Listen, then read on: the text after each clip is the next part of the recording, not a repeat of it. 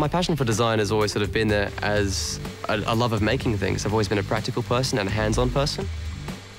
My ideas for design sort of vary greatly on the projects. I don't think there's any sort of set eureka moment. Designing is something that's constantly in my life.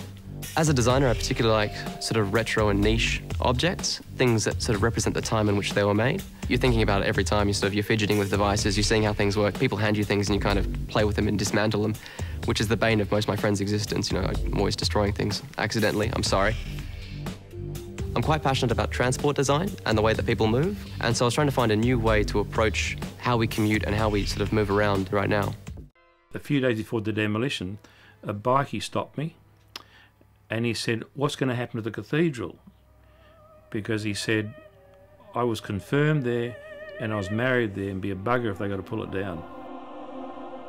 To me, that expressed so much people's feeling about it all.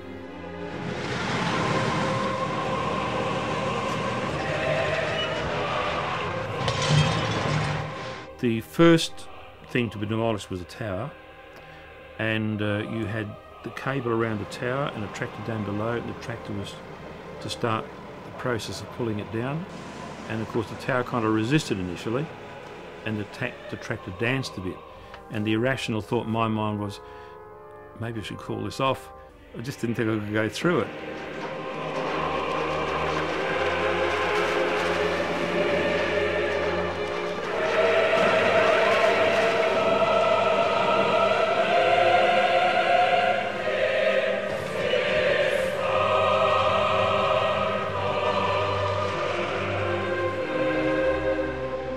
The emotion that was running high at the time was amazing. I mean, we're talking about people that just, this can't be.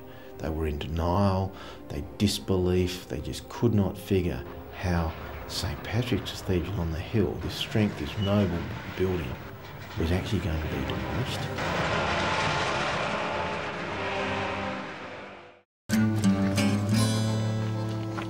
This is our first day after our sort of long trek.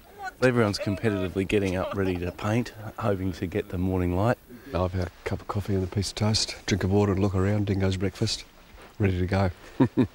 We've got this beautiful backdrop, but also these strange, weird bales of hay that have been just plonked in the middle.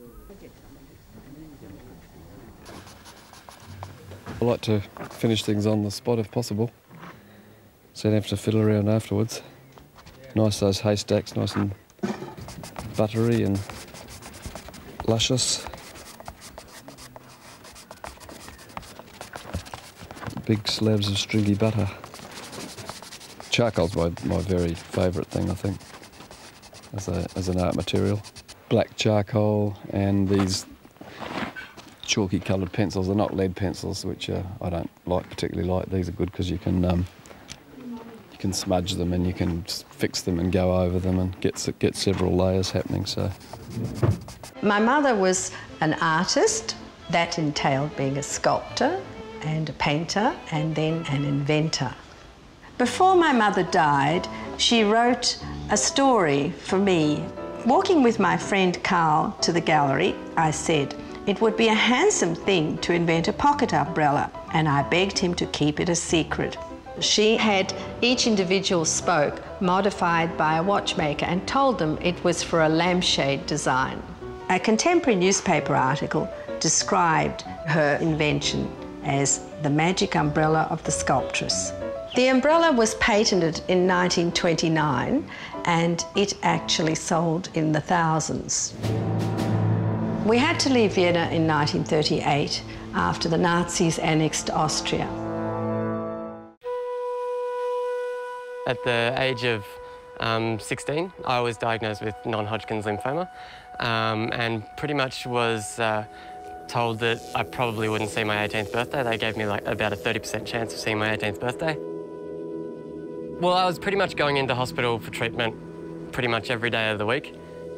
I had 14 to 18 months of chemo and radiotherapy and then a bone marrow transplant at the end of that.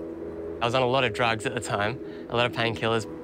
With all the chemicals and stuff they were putting through my body, I was pretty tired most of the time. I was probably only really conscious or awake for maybe 6 hours a day at the most.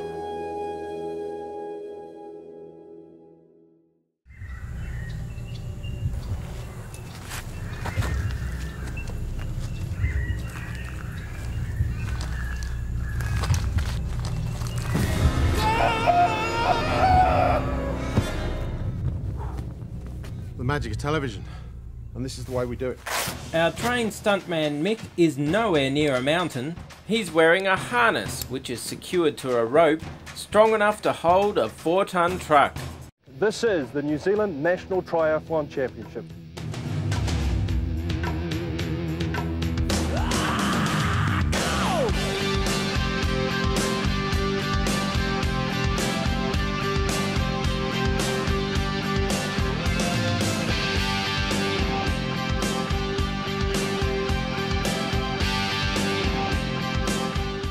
She's been biking out there for virtually the whole race by herself, waiting for them to catch up, and now that they're there, she'll just have to sit in there, have a bit of a break, but certainly out of these three, the fast runner's got to be Chanel Barrett.